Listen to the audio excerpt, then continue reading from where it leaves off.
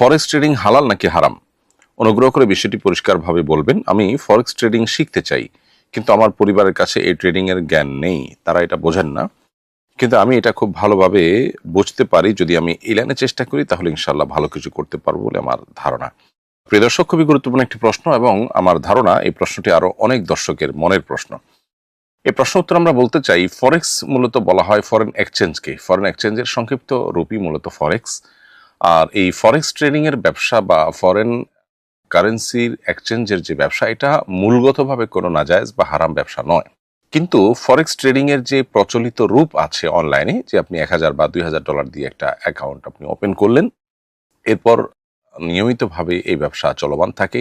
এখানে আপনার এই টাকার, আপনার এই ডলারের বা যেটা আপনি কিনলেন, যে কারেন্সি আপনি কিনলেন, সেটা দিয়ে যে ব্যবসা হচ্ছে, কর্তৃপক্ষ যে ব্যবসা করছেন সেটা সম্পর্কে আপনার আসলে কোনো ধারণাও থাকে না।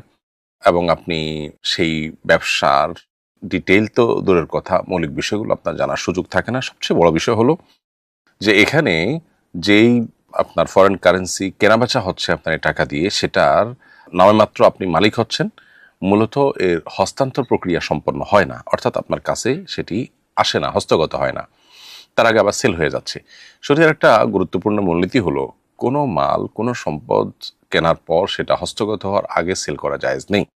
এরকম আরো অনেকগুলো বিষয় আছে এখানে, যে বিষয়গুলোর কারণে ফরেক্স ট্রেডিং এর প্রচলিত রূপ এটি শরিয়া দৃষ্টিকোণ থেকে জায়েজ নয়।